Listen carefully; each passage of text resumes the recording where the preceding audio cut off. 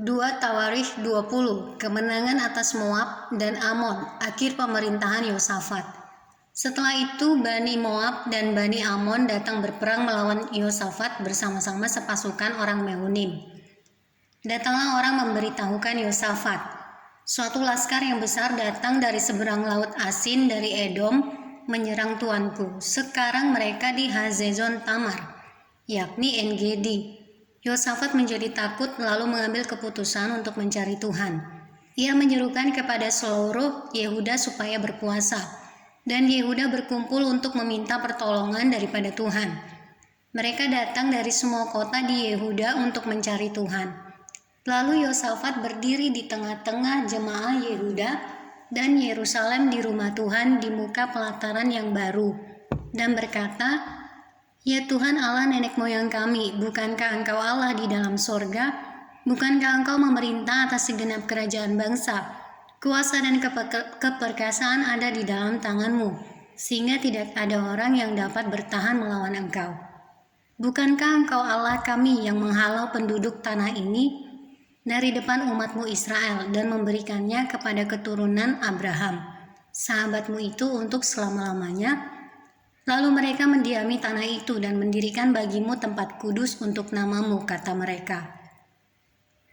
Bila sesuatu malapetaka menimpa kami, yakni pedang, penghukuman, penyakit sampar atau kelaparan, kami akan berdiri di muka rumah ini di hadapanmu karena namamu tinggal di dalam rumah ini. Dan kami akan berseru kepadamu di dalam kesesakan kami, sampai engkau mendengar dan menyelamatkan kami. Sekarang lihatlah, Bani Amon dan Moab, dan orang-orang dari pegunungan Seir ini. Ketika orang Israel datang dari tanah Mesir, engkau melarang mereka memasuki negerinya. Oleh sebab itu mereka menjauhinya dan tidak memusnahkannya. Lihatlah, sebagai pembalasan mereka datang mengusir kami dari tanah milik yang telah engkau wariskan kepada kami. Ya Allah kami, tidakkah engkau akan menghukum mereka? Karena kami tidak mempunyai kekuatan untuk menghadapi laskar yang besar ini yang datang menyerang kami.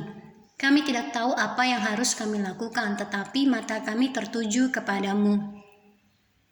Sementara itu seluruh Yehuda berdiri di hadapan Tuhan, juga segenap keluarga mereka dengan istri dan anak-anak mereka.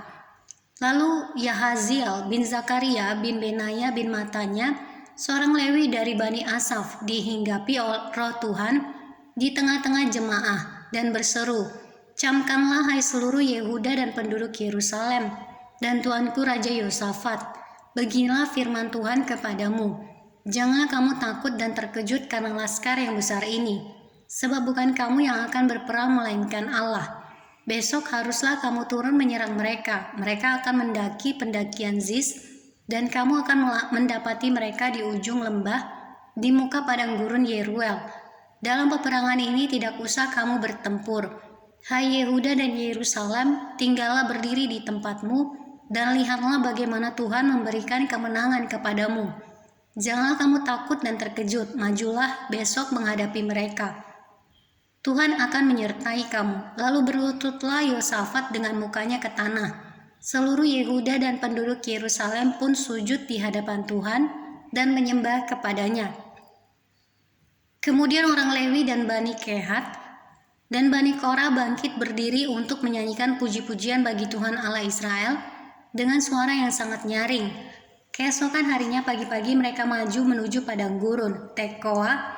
Ketika mereka hendak berangkat, berdirilah Yosafat dan berkata, Dengar hai Yehuda dan penduduk Yerusalem, percayalah kepada Tuhan Allahmu dan kamu akan tetap teguh.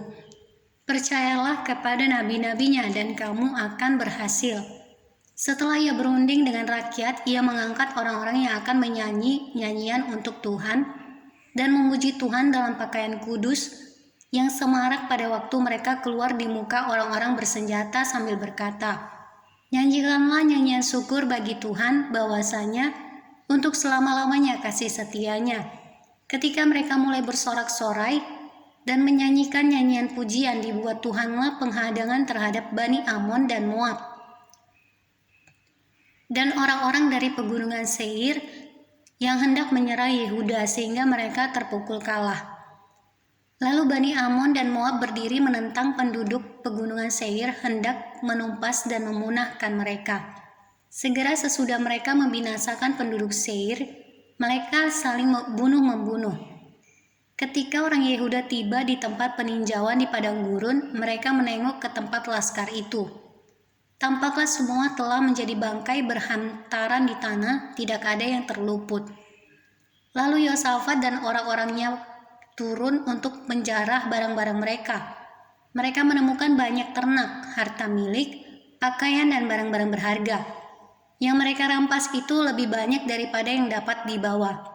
3 hari lamanya mereka menjarah barang-barang itu karena begitu banyaknya. Pada hari keempat mereka berkumpul di lembah pujian. Di sanalah mereka memuji Tuhan, dan itulah sebabnya orang menamakan tempat itu lembah pujian hingga sekarang. Lalu pulanglah sekalian orang Yehuda dan Yerusalem dengan Yosafat di depan. Mereka kembali ke Yerusalem dengan sukacita, karena Tuhan telah membuat mereka bersukacita karena kekalahan musuh mereka. Mereka masuk ke Yerusalem dengan gambus dan kecapi dan nafiri, lalu menuju rumah Tuhan. Ketakutan yang dari Allah menghinggapi semua kerajaan negeri-negeri lain. Ketika mereka mendengar bahwa Tuhan yang berperang melawan musuh-musuh Israel, dan kerajaan Yosafat amanlah, karena Allahnya mengaruniakan keamanan kepadanya di segala penjuru. Yosafat memerintah atas Yehuda. Ia berumur 35 tahun pada waktu ia menjadi raja, dan 25 tahun lamanya ia memerintah di Yerusalem. Nama ibunya ialah Azuba, anak Silhi. Ia hidup mengikuti jejak Asa, ayahnya. Ia tidak menyimpang daripadanya dan melakukan apa yang benar di mata Tuhan. Hanya bukit-bukit pengorbanan tidak dijauhkan. Bangsa itu belum mengarahkan hatinya kepada Allah, nenek moyang mereka.